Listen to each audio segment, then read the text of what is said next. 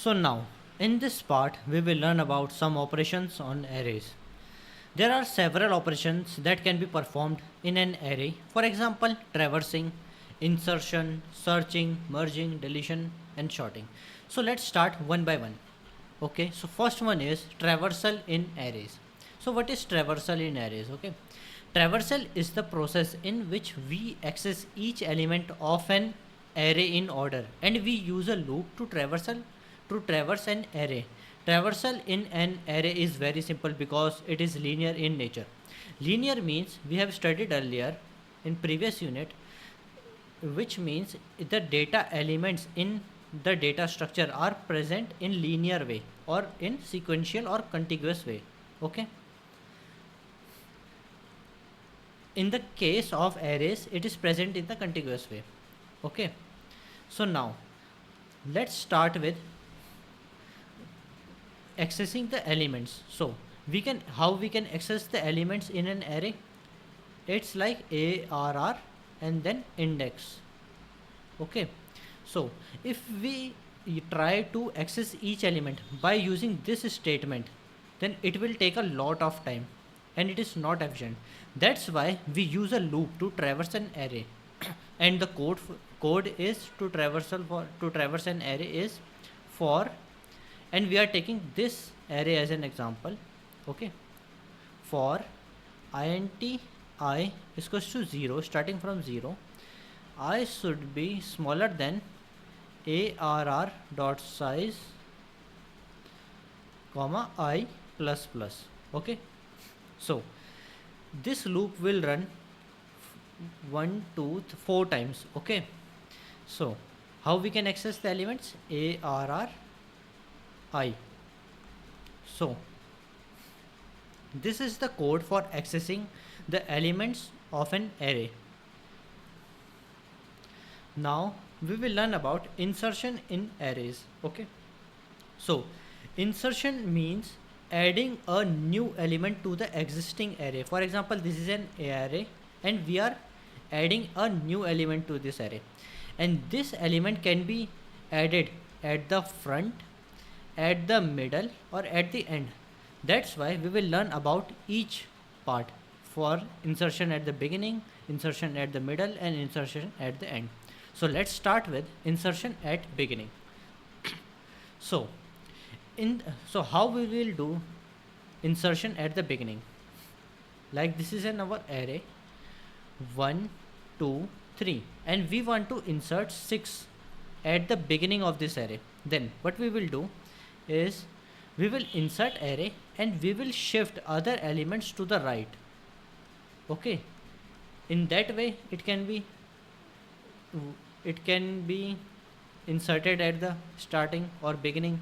So here you can see, firstly I is starting from n, it's starting from the back side. Okay, shift in this part we will shifting elements to the right.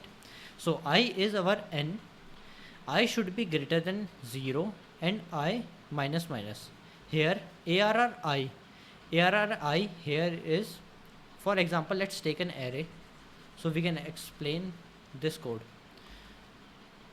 So this is our array 1 2 3 4 and indexes are 1 0 1 2 3.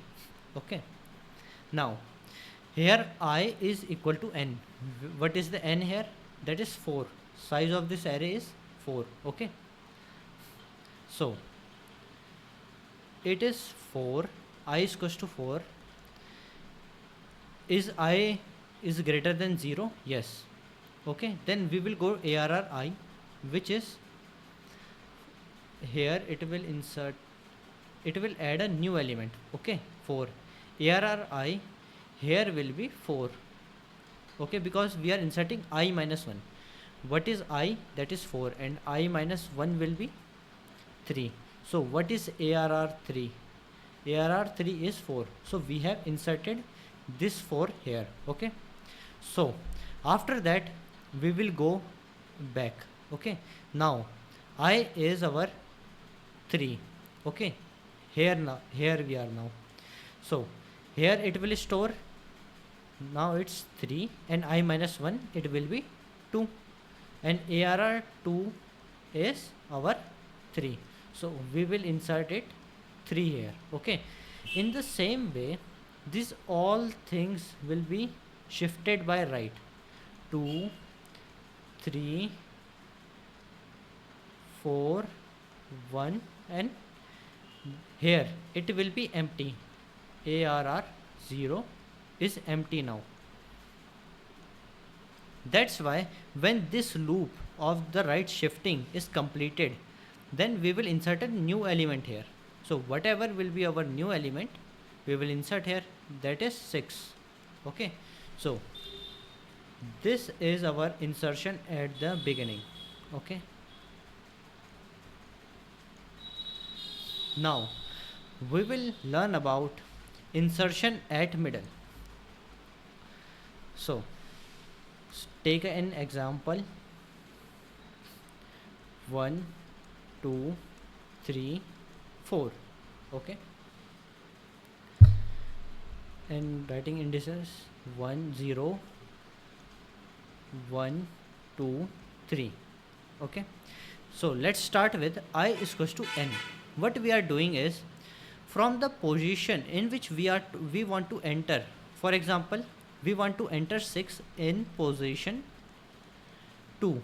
Okay, so what is the position? That is 2. I is n. Here size of the array is 4. Okay, so I will be 4. Is I is greater than POS position? Yes, I is greater than 2.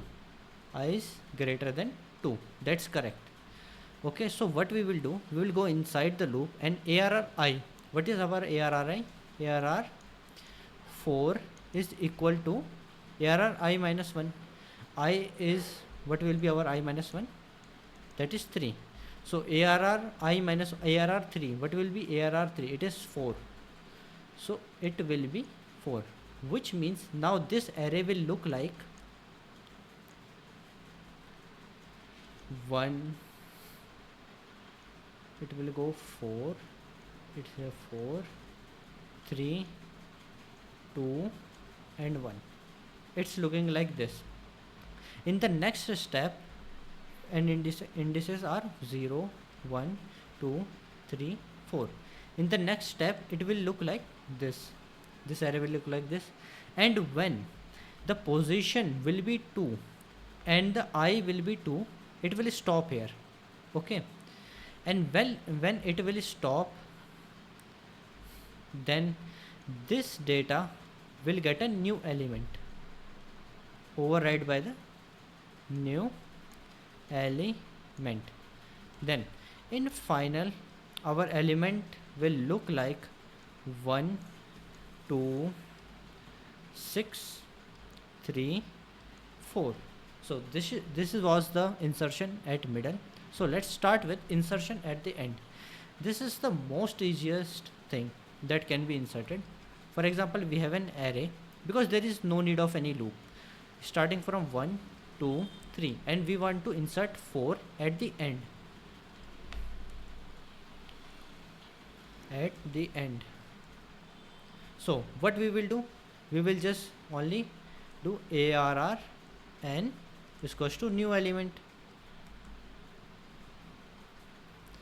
and our ARR new element is 0, 1, 2. ARR 3 is equals to 4. So it will write 4 here. So this was the insertion at the end. Now we will learn about searching in arrays. Okay, for example, we have an array 1, 2, 3, 4, 5, 6. 0, 1, 2, 3, 4, 5. So what we will do, we will start from 0 till n. N is size of array. Okay, and I plus plus if, and we will try to traverse each element. For example, firstly we will compare and what we want to search. For example, let's guess we want to search 4 in this array.